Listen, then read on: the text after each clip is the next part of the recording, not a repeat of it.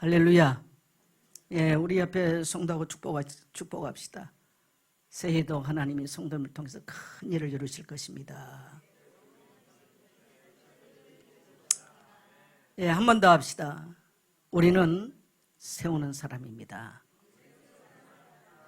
하나님이 능히 세우실 것입니다. 예, 믿어주시면 아멘 합시다. 오늘의 말씀의 제목은 무너진 곳을 세우게 하소서. 우리 같이 한번 고백합니다. 시작. 네. 다시 시작하는 이 자리에 오늘 함께 하신 우리 성도님들을 진심으로 축복합니다. 특별히 새해를 시작하면서 오늘 우리는 성만찬 주일로 또 함께 이렇게 드리게 됩니다. 주님은 주의 식탁으로 우리를 초대하시고 다시 무너진 우리의 인생을 세우기를 원하셔서 주의 만찬, 주의 복된 식탁의 자리로 우리를 초청하십니다.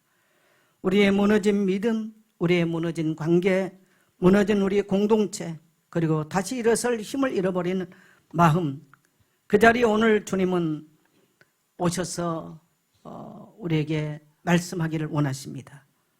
내가 다시 너를 세우겠다. 또 무너진 다윗의 장막을 너를 통해서 다시 일으켜 세우겠다라고 하는 주님의 약속인 줄 믿습니다. 그래서 무너진 곳을 다시 세우시는 우리의 하나님. 자, 우리 사도행전 15장 16절 같이 갑니다. 시작. 이후에 내가 돌아와서 다윗의 무너진 장막을 다시 지으며 또 그 퇴락한 것을 다시 지어 일으키리니. 예, 우리 하나님은 무너진 곳을 다시 세우시는 하나님이십니다. 오늘 사도행전 15장은 교회 역사에서 굉장히 중요한 일한 장면이죠.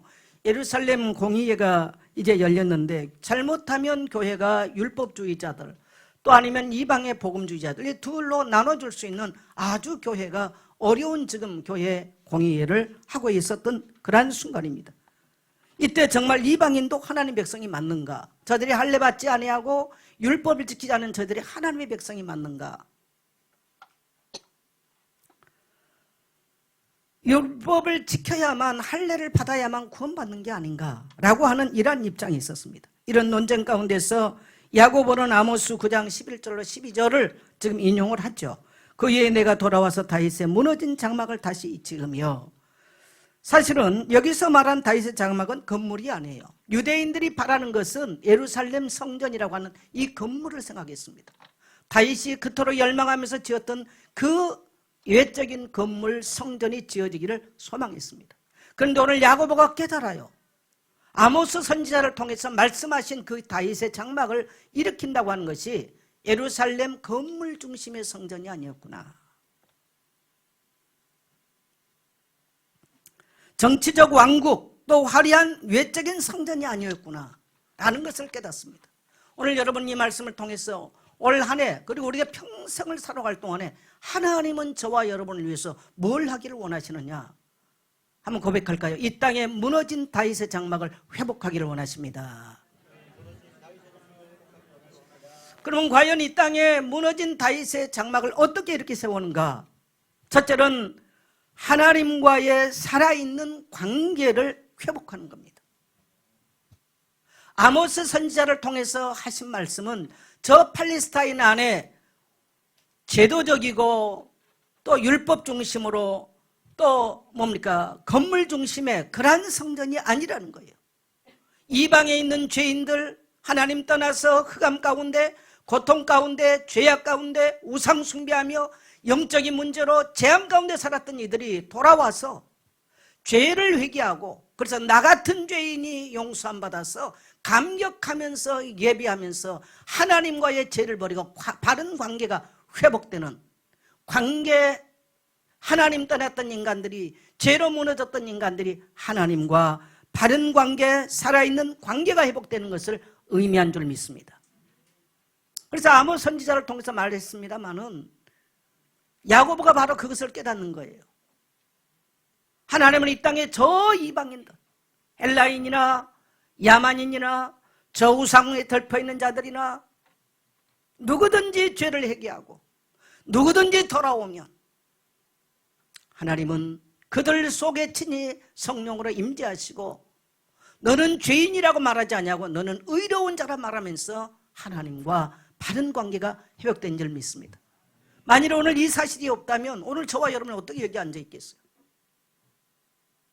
하나님이 부족한 우리에게 고린도서 3장 16절에 우리를 성전을 삼으시고 외적인 건물이 아니라 성령이 내주하셔서 오늘 우리는 속죄함 받은 은혜로 예수의 피에 그 보혈의 능력을 의지하고 이 아침 나와서 하나님과 바른 관계를 가지고 예배하는 줄 믿습니다. 여러분, 우리가 무너질 수 있어요. 연약하기 때문에. 지난해 무너질 수 있습니다. 여러분 다 생각하셔야 돼요. 여러분 자녀가 무너질 수 있고 여러분의 인생길에 무너질 수 있습니다. 어제까지 여러분의 인생은 지나간 인생의 한 챕터에 불과해요. 오늘 여러분은 미래를 향해서 새로운 한 페이지를 이제 써가야만 되는 것입니다. 한번 질문하겠습니다. 무너졌던 것 때문에 염려하고 근심하면서 또 무너진 여러분의 인생의 페이지를 쓰기를 원하십니까? 아니면 펼쳐나갈 여러분의 인생을 향해서 새로운 페이지를 쓰기를 원하십니까? 한번 크게 고백하세요. 나는 저도 그런 실수를 반복을 많이 하고 살아왔습니다만은 자신을 돌이켜볼 때의 어리석은 게 뭐냐? 어떤 사람은 지난날의 과거 상처, 남이 말했던 거 여기 곱씹고 또 씹고 또 묵상하고 또 묵상을 해요. 오늘 여러분에게 말하고 싶어요. 하나님은 여러분이 그게 원하지 않아요. 여러분의 지난날 실패했던 거 한 챕터 끝났어요. 따라합시다. 한 챕터 끝났다.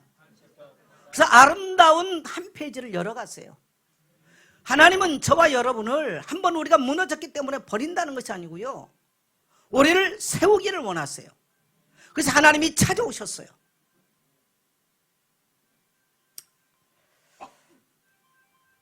그래서 하나님은 무너진 자를 다시 찾아오신 분이십니다.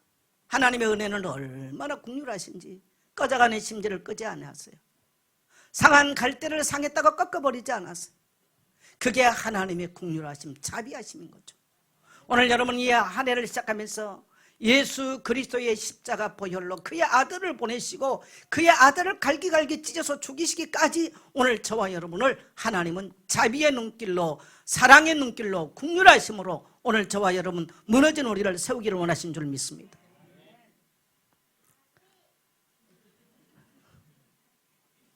누가 있어요? 아담이가. 우리 아담이 아주 제일 성령 충만하네. 여러분 저렇게 우리 젖먹이들이 아멘을 하고 화답하는 거, 네, 참 감사하죠. 그래서 하나님은 무너진 자를 다시 찾아오신 분. 오늘 하나님은 오늘 여러분을 이 자리에 불렀다고 해서 하나님이 찾아오신 거고, 앞으로도 하나님은 여러분을 찾아갈 것입니다. 여러분 하나님의 은혜를 제한시키지 마세요. 제한은 누가 시키냐? 내가 시켜요. 뭐가 이렇고 저렇고. 여러분의 두뇌가 하나님만큼 하십니까? 그냥 말씀 앞에 내려놔 버리세요. 아멘. 우울증 환자 특징이 뭐예요? 부정적인 거 씹고 또 씹고 또, 그러니까 이 부정적인 감정이 계속되면서 기분 나빠서 사람 보면 인상 팍팍 써. 우리 교회 우울증 환자 없기를 축복해요. 여러분 쳐다보면 기쁘고 행복해야 돼. 아름다우셔야 돼. 제가 들어오는데 우리 최노권 집사님이 목사님 참 아름다우십니다. 제가 71살에 아름답단 말 들으면 기분 좋은 거 있죠. 우리 옆에 성도보도 그래 합시다. 우리 권사님, 장로님, 집사님 참 아름다우시고 멋지십니다. 네. 기분 좋으시죠? 누가 우리 보고 멋지다 그러고 아름답다 합니까? 우리 교회 공동체니까 가능해요. 다른 사람 우리에게 관심 없어요. 그러니까 여러분 옆에 사람 신경 쓸 거 없어요. 하나도 관심 없습니다. 맞아요, 들려요? 여러분, 내가 세상 우리 관심 없어요. 그거 신경 쓰면서 곱씹고 할 필요가 없어. 오늘 주님의 은혜로, 오늘 주님의 말씀을 붙잡고 다시 일어나기를 축복합니다. 다윗의 장막은 예배 공동체죠. 이들은 성전인 줄 알았어요. 정치적 성전이 지어준 줄 알았어요. 그야말로 그들은 선민사상이잖아요. 이 선민사상의 중심 역할을 하는 게 성전인 줄 알았어요. 근데 하나님은 그게 아니죠. 다윗의 장막은 바로 예배 공동체입니다. 다윗의 성전보다 예배 회복을 하나님은 꿈꾸셨죠. 그래서 저 이방인까지 하나님은 모든 자들이 돌아와서 하나님을 예배하기 원해요. 여러분 오늘날 지금 뭐를 무너뜨립니까? 예배를 무너뜨려요. 여러분, 우리 성도님들의 자녀들이 어떠한 이유라도요, 예배 자리를 나올 수 없는 이유 핑계를 받아주면 안 돼요. 맞으시면 아멘 하세요. 이걸 오늘날 교회 목사들이, 교회 중직자들이, 성도들이 무너뜨리는 거예요. 그러면 사단은 계속 그렇게 만들어요. 여러분, 왜 성도들이 우리 기독교 역사 2000년 동안 왜 핍박을 받았습니까? 뭐 때문에 받았어요? 예배하는 것 때문에 핍박받았어요. 거기 가지 말라고. 그 시간에 가지 말라고. 근데 우리는 여러 가지 이유로, 그래서 여러분, 예배할 수 없는 이유가 생길 때 기도 제목을 붙잡고 기도를 하세요. 그러면 하나님이 여러분에게 어떻게 응답하시고 여러분을 어떻게 세우신가를 거기에 대한 응답을 받고 증인이 돼야 됩니다. 네.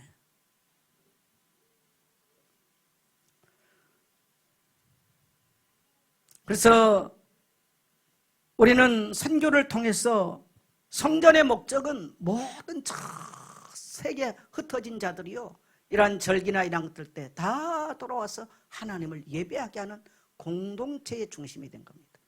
우리는 왜 여러분 선교합니까? 아까 우리 선교 성사님 얘기하잖아요. 왜 해요? 이방인들 저 우상 앞에 절하고 세상 신에 다 잡혀있는 사람들 돌아와서요, 하나님을 예배하기 위해서 선교하는 거예요. 왜 전도해요? 전도하는 사람들이 돌아와서 하나님을 예배하기 위해서 우리는 전도 선교를 하는 줄 믿습니다. 우리는 명확해야 됩니다. 이 부분이 명확해야 돼요. 그래서 오늘 또 무너진 우리 자신들이 예배의 자리에서 함께 모이기를 원합니다. 하나님은 우리 형제, 권력, 친척, 낙심한 자들이 다시 예배의 자리에 함께 모이기를 원하십니다. 여러분, 여러분의 자녀들이 예배의 자리에서 물러갔다면 그거 놓고 기도하세요. 어떤 것도 여러분 여기 틈새를 주면 안 돼요. 동의하시면 아멘 하세요. 여러분, 예배가, 여러분, 가나안 땅에 들어간 이스라엘 백성들이 왜 무너졌어요? 왜 이스라엘이 망했습니까? 왜 저 바벨론은 포로가 왜 됐어요? 예배가 무너졌어요.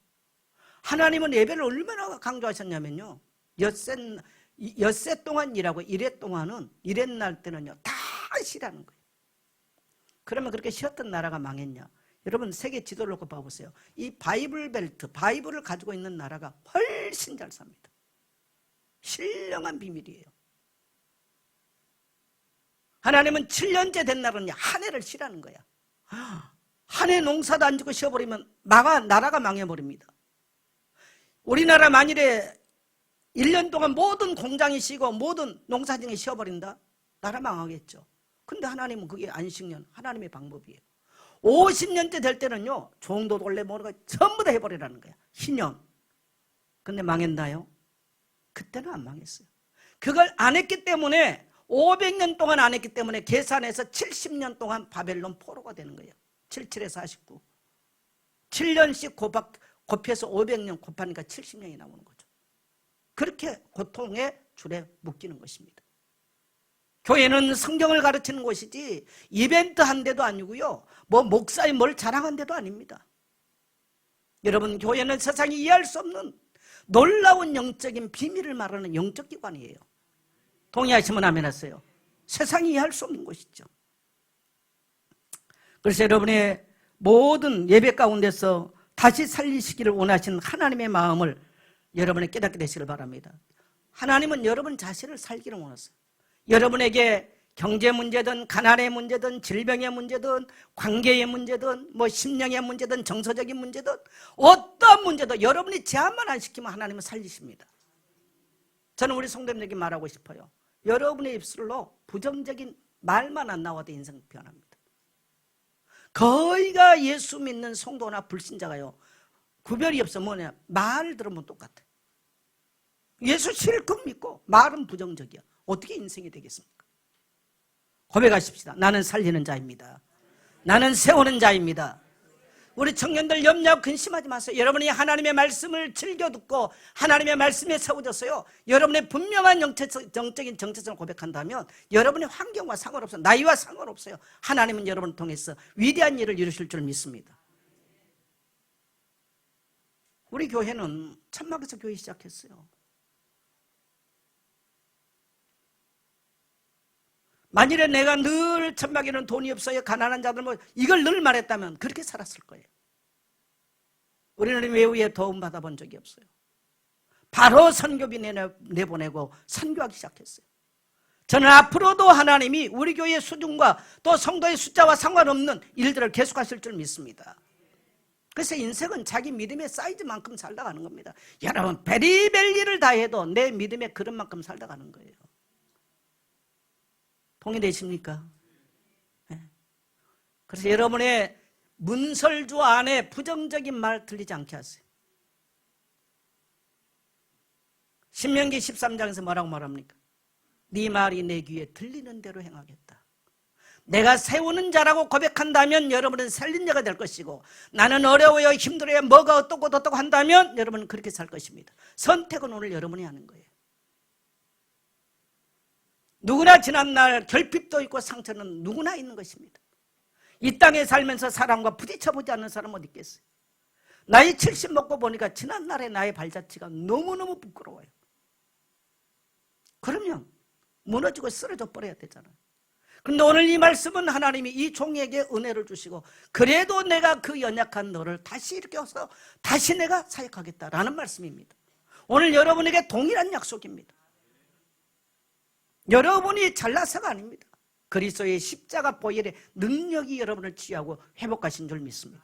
지나간 챕터에 목매지 마시고요, 새로 써나갈 여러분의 미래의 페이지를 향해서 하나님의 약속을 붙잡게 되시기를 축복합니다. 누구도 제외되지 않습니다. 구원으로부터 소외될 사람 하나도 없습니다. 그래서 나는 세우는 자입니다. 따라합시다. 나는 회복의 도구입니다. 그래서 여러분이 할 때 누구를 만나면 다 회복시켜 놓는다. 얼마나 멋있어요. 회복된 사람도 어떤 사람 무너뜨려버려. 술 먹어가지고 무너뜨려버리고, 교회에서 무슨 투자라 뭐랬고 돈 가지고 무너뜨려버리고, 말 가지고 또 사람 무너뜨려버리고. 나는 성도들이 그것만 안 해도요, 교회는 건강해진다고 생각해요. 여러분의 가정 안에서요, 여러분이 그렇게만 안 해도요, 여러분의 가정 살아납니다. 여러분의 문 안에 부정적이고 낙심된 거 절대로 드리지 마세요. 할렐루야. 성도들이, 사람은 약하게, 저도 기가 팔랑대는 사람이에요. 약해. 제가 늘 말하죠. 날 팔랑대는 사람이라고. 부정적인 말 계속 듣고요, 낙심된, 난 죽어요 그냥. 저는 그래서 웬만한 사람 말 안 들어요. 그런 관계를 안 하죠. 아마 성도들도 제게 와서 요구 별로 안 할 겁니다. 왜? 그는 계속 들으면 목사 죽는다니까요.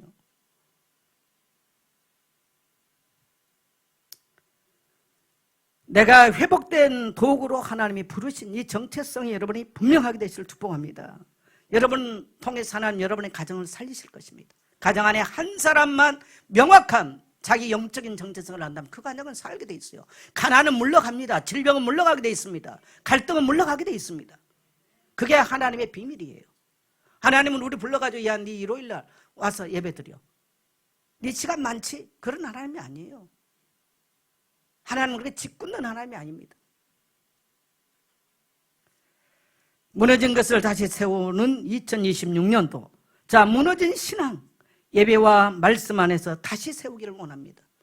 우리 교회에 저는 프로그램 많이 안 하잖아요. 제가 교회에 명확하게 두 가지를 하고 있어요. 첫째는 성도들이 성경 읽게 하는 거예요.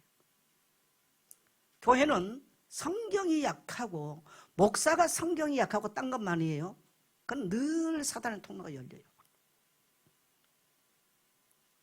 그래서 아주 신앙의 기본은 성경입니다. 그래서 목사는 설교를 할 때 성경이 성경되도록 드러내는 역할을 하는 거예요. 목사의 지식을 자랑한다가 아니고 목사의 뭐를 다 필요 없는 얘기입니다. 에베소 6장 17절에 보면 구원의 투구와 성령의 검 곧 하나님의 말씀을 가지라. 한번 고백합시다. 성도의 무기는 하나님의 말씀입니다. 아무리 화려한 말을 하고 대단한 걸 말한다 할지라도 하나님의 말씀으로 무장되지 않으면 그 인생은 가난이 군사와 같이, 질병이 군사와 같이, 염려가 군사와 같이 몰려면요 무너지게 돼 있어요. 다른 방법이 없어요. 이게 인간이에요. 그래서 하나님께서는 우리에게 살아있는 하나님의 말씀을, 그래서 하나님의 말씀 자체가 창조적인 일들을 만들어내고 하나님의 말씀 자체가 흑암을 물러가게 만든 줄 믿습니다. 하나님 말씀 자체가 질병을 몰아내고 하나님 말씀 자체가 가난을 몰아내는 줄 믿습니다. 그래서 제가 바이블 벨트를 보라는 거예요. 지도를 딱 펴놓고 성경을 가지고 있는 나라 좀 찍어보세요. 어떤 변화를 가져왔는지. 그래서 여러분, 목사는 뭐 하는 직업이냐? 성경을 연구하고 성경을 가르치는 직업이에요. 또 나가서 전파하는 거예요. 성도가 성경대로 살도록 목사가 성경대로 살고 성도에게 선포하는 겁니다. 이게 목사의 직업이에요. 그래서 여러분은 헌금을 내서 목사에게 돈을 주고 월급을 주는 거예요. 맞아요. 왜요? 그만큼 소중하기 때문에. 목사가 어떻게 성도를 다 도와줄 수 있고 목사가 어떻게 성도를 살릴 수 있습니까? 저는 여러분을 1mm도 변화시킬 수 없습니다. 그러나 하나님의 말씀을 보내서 사역하신 줄 믿습니다.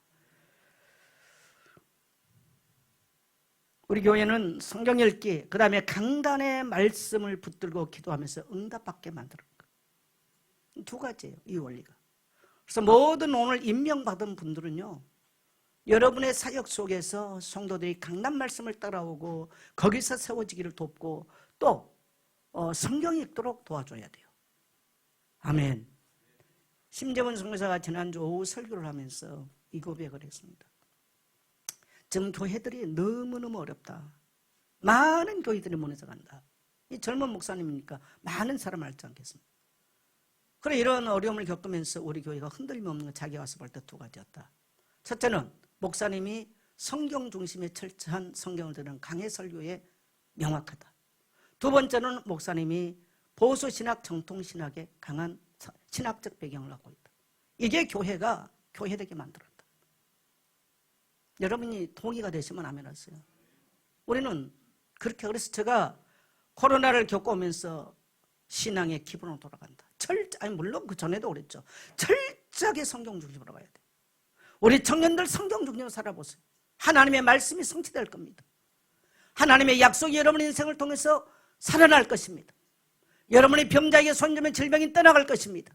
여러분의 환경을 명한 즉 치유가 일어날 것입니다. 두려워할 이유가 없어요.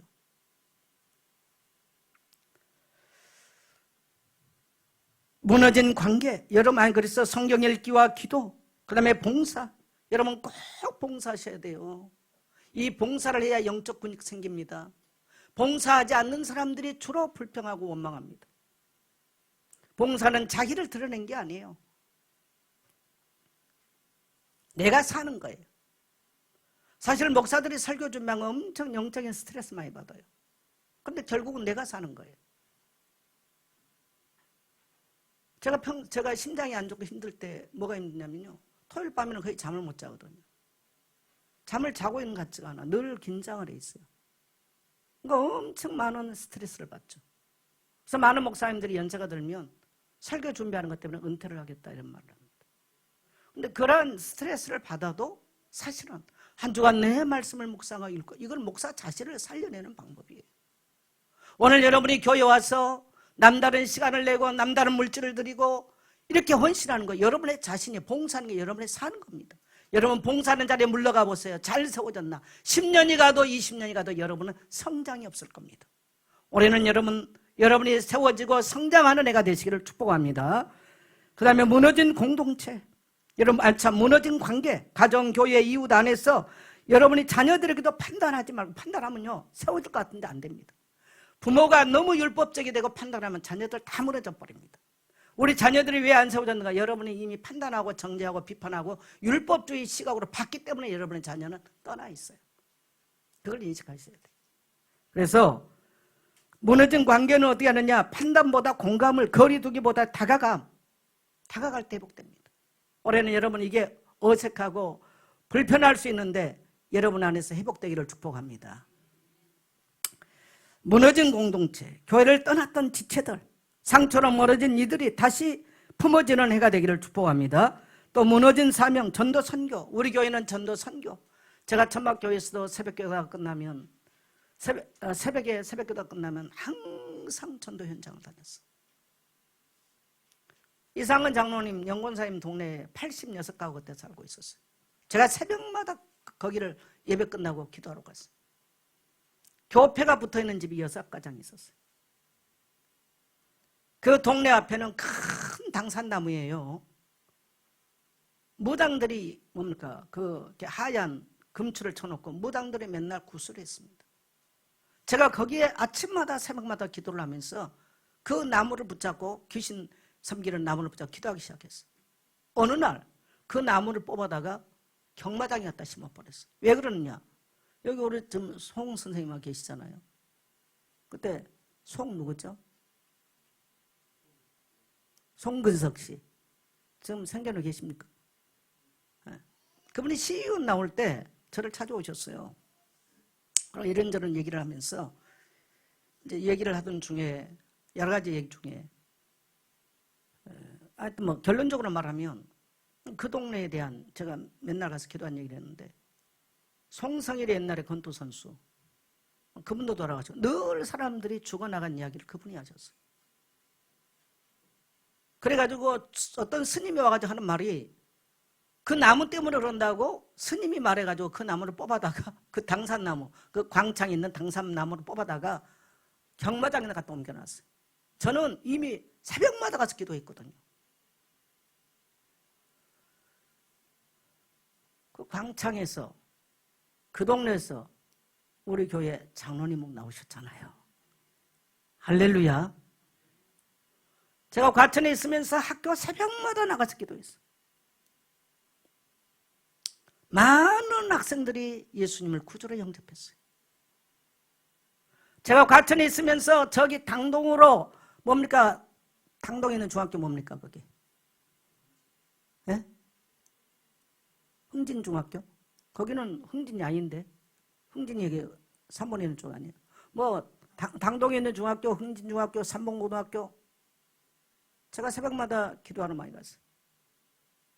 여러분 지금 기도하고 내가 새벽마다 갔던 데에 다 성도 들어와 있어요. 오늘 저는 우리 성도님들이 하나님이 뭘 원하시는가? 다시 사람들은 지금 전도 안 된다고 말합니다. 여러분의 품고 기도하게 되기를 축복합니다. 우리의 인생의 정체성은 무너진 영혼을 세우기를 원하세요. 저 열방까지 열방 세울 수 있는 돈 없는데요. 돈은 하나님께 있습니다. 돈은 현장에 있습니다. 하나님이 이 거룩한 사명을 다시 회복하는 날 하나님은 여러분의 모든 것들을 책임지고 문 여실 줄 믿습니다. 낙심한 자들, 뒤로 물러난 자들, 마음이 식어버린 자들 다시 품는 공동체 되기를 원합니다. 열방을 향한 하나님의 마음, 기도와 관심과 나눔이 우리를 통해서 펼쳐갈 수 있기를 여러분의 시야가 열려지게 되기를 바랍니다. 그래서 선교는 멈출 수 없는 것들이죠. 뭐 교회 재정 따지고 못 따지면요 못해요 아무것도. 우리는 바울의 눈물을 이 시간 볼 수 있습니다. 내 권력, 내 형제, 친척을 위해서. 같이 갑니다. 3절 시작. 나의 형제 곧 골육의 친척을 위하여 내 자신이 저주를 받아 그리스도에게서 끊어질지라도 원하는 바로라. 바울은 열방의 사도였지만 자기 형제의 아픔을 예면하지 않았죠.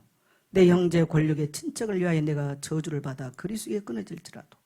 여러분 2020년도 우리의 목표 내 형제, 권력, 친척, 이웃, 낙심자 어떤 사람도 소외시키지 말고 여러분 기도하고 기록하면서 한번 그들의 이름을 부르고 또 찾아가고 방문해 보세요. 하나님이 어떤 일들을 일으키시는지. 그래서 여러분에게 한 마리의 한 영혼의 양도 잊어버리지 않기를 소망하는 마음을 갖게 되시길 바랍니다. 또 여러분 찢어진 그물 암만 그물질해도요 그물이 찢어져 있으면 거기는 고기가 들어오지 않아. 제자 훈련의 원리는 두 가지예요. 그물을 던지는 것과 그물을 깁는 것. 이게 두 가지 다 있어야 되는 거예요. 무엇이 찢어져 있는가? 그래서 오늘 여러분 이러한 올해 직분자로 임명을 받은 우리 모든 성도님들 이것이 여러분에게 새겨지게 되시기를 축복합니다. 그럼 오늘 성찬을 통해서 성찬은 뭐냐? 무너진 장막을 다시 세우는 하나님의 식탁이에요. 저는 성찬을 행하는 걸 굉장히 기뻐해요. 여러분 아까 김 장로님 기도하시면서 교회가 되는 표식이 두 가지다. 세례와 성찬. 세례와 성찬이 행해지지 않는 것은 여러분 교회 아닙니다. 그냥 사람들의 모임이에요. 근데 사단은 자꾸 교회를 오늘날 그렇게 만들어가요. 우리가 신학을 통해서 조직신학을 배울 때 첫 번째가 뭐냐? 교회란 뭐냐? 세례와 성찬이 행하여 진 곳이 교회다. 그럼 그냥 모임 만들면 어때요? 그 모임에 불과하지 교회는 아니라고 말할 수 있죠. 그래서 성도가 만일에 성만찬에 참여하지 않는다, 그건 교회 아닌 거예요. 초대교회 성도들은 성만찬 하다가요, 노마의 카타콤에 왜 그들이 어려움을 당했냐? 성만찬 하는데 어떻게 오해했냐? 저 예수쟁이들은 사람 피 마신다, 이렇게 소문낸 거예요. 그래도 엄청나게 박해를 받았어요. 그만큼 성만찬은 중요해요. 초대교회는 복음을 전한 방법, 그들은 글을 몰랐기 때문에 글을 써서 오늘날 이렇게 한 게 아니에요. 그림을 그렸어요. 이렇게 그림을. 예수님이 마지막 날, 저게 무슨 그림이야? 예수님이 십자가에 죽으셨대.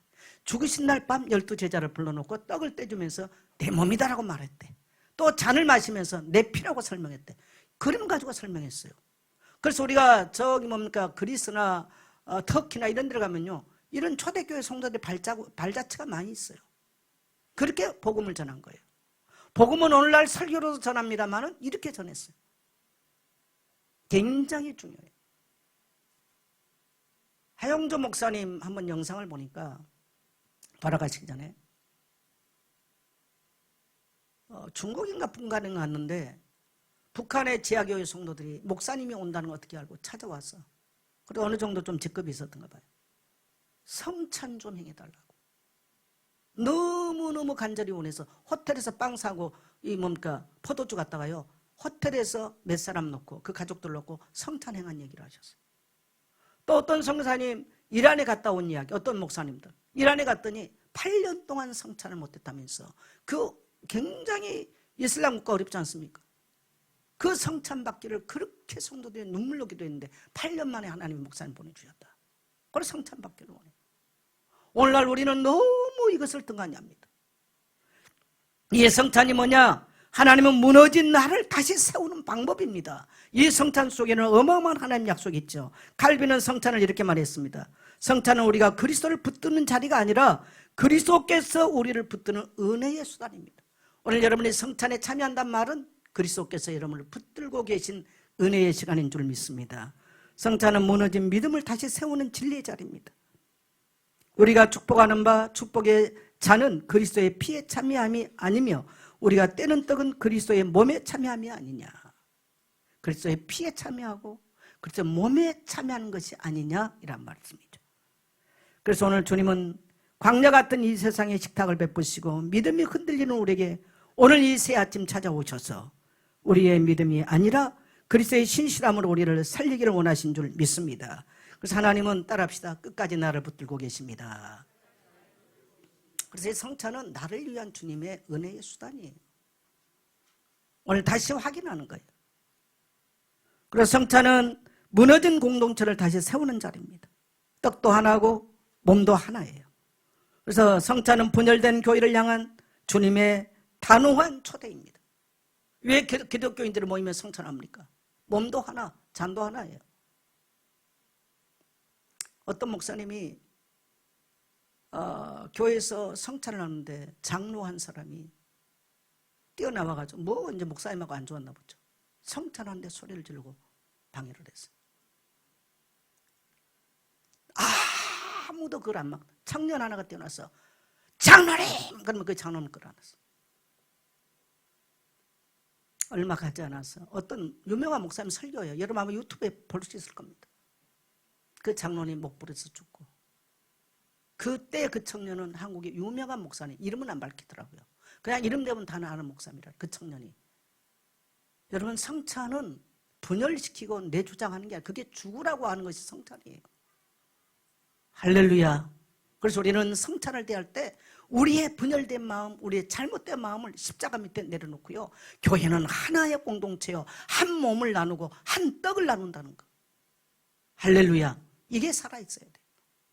그래서 노예를 하든 총회를 하든 언제든지 성찬을 합니다. 왜?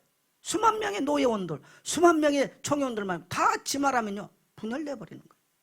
그래서 성찬을 하는 거예요. 성찬은 열방을 향해 열린 하나님의 장막입니다. 우리는 이 은혜가 땅끝까지 증거되고 주님 오실 때까지 증거되기를 소망합시다. 결론, 성찬을 통해서 주신 하나님의 약속들이 너무나 큽니다. 저는 그래서 성찬 행하는 걸 굉장히 기뻐합니다. 주님은 다시 오실 때까지 주의 죽으심과 부활을 전하는 공동체로서 존재하라고 성찬, 우리가 손으로 만지고 맛을 보고 입을 놀리고 하면서 성만찬에 참여하는 거예요. 할렐루야. 할렐루야. 네. 주님 오실 때까지 뭘 남기느냐? 여러분 정선자 목사 설교 기억할 게 없어요. 정선자 목사가 떠나면. 뭐가 남아야 돼요? 하나님의 말씀과 성만찬과 세례가 전달되는 거예요. 할렐루야. 주님의 약속, 주님의 생명의 떡이 되어주십니다. 요한복음 6장 48절 나는 생명의 떡이라. 오늘 여러분, 저와 여러분이 믿는 예수님은 생명의 떡이 돼 우리 인생을 굶주리게 하지 않아요. 할렐루야. 굶주린 자도 예수 안에 들어와 성만찬을 떼기 시작하면 여러분의 생명의 떡, 인생의 떡이 풍성해질 줄 믿습니다. 생명을, 영생을 보장하는 떡입니다. 이 떡을 먹으면 영생하리라. 여러분 참 신기하잖아요. 이 떡에 참여하는데 우리가 어떻게 돼요? 영생한대요. 할렐루야. 오늘 그 은혜가 성만찬을 통해서 이루어지기를 축복합니다. 마지막 날에 다시 살릴 부활의 약속이 있죠. 6장 54절에 보면 내 살을 먹고 내 피를 마시는 자는 영생을 가졌고 마지막 날에 내가 그를 다시 살리리니. 여러분 이 성만찬에 참여하는데 뭐가 보장돼요? 부활이 보장되는 겁니다. 그리스도의 부활에 참여하는 놀라운 신비함. 그래서 오늘 여러분 이 성만찬에 참여하다가 여러분의 심령이 부활되어지고 환경이 부활되고 여러분의 가난에 묶인 것이 부활되고 여러분의 죄로 말미암아 죽었던 인생이 부활되는 역사에 있게 되기를 축복합니다. 영원히 사는 생명의 떡입니다. 6장 58절에 이것을 하늘에서 내려온 떡이니 조상들은 먹고 죽은 것 같지 아니하여 이 떡을 먹는 자는 영원히 살리라. 결코 줄이지 않습니다. 따라합시다. 나는 결코 줄이는 인생 아닙니다. 저는 그래서 성만찬 하는 게 너무너무 감사해요. 그렇지. 내가 그리스도의 몸에 그리스도의 피에 참여할 때 죄의 권세가 나를 억압할 수 없고 가난의 권세가 나를 억압할 수 없고 주님이 떡이 되어주셨기 때문에 절대로 나의 인생은 가난에 묶여서 줄이는 일은 없다. 고백합시다. 나의 인생은 가난에 묶여서 경제에 묶여서 줄이는 일 없다. 여러분 주님의 약속의 말씀을 붙잡고 믿으시면 돼요. 결코 목마르지 않는다. 약속입니다. 그래서 우리는 하늘의 양식을 함께 먹는 생명 공동체입니다. 여러분 예선교회가 뭡니까? 우리는 하늘 양식을 먹는 거예요. 주님이 광야 같은 이 세상에 식탁을 베푸시고 하늘 양식으로 주의 백성들을 먹이십니다.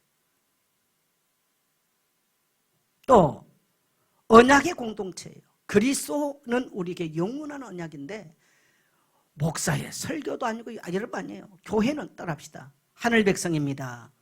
선택받은 백성입니다. 그리스도의 언약의 공동체입니다. 이걸로 단단하게 묶어져야 돼요. 주님은 우리를 통해서 세상을 살리기를 원하십니다. 세상을 회복시키기 원해요. 여러분 지금 대한민국이 너무 심각합니다. 이번 주부터 우리는 북한 노동신문을 보게 되어 있습니다.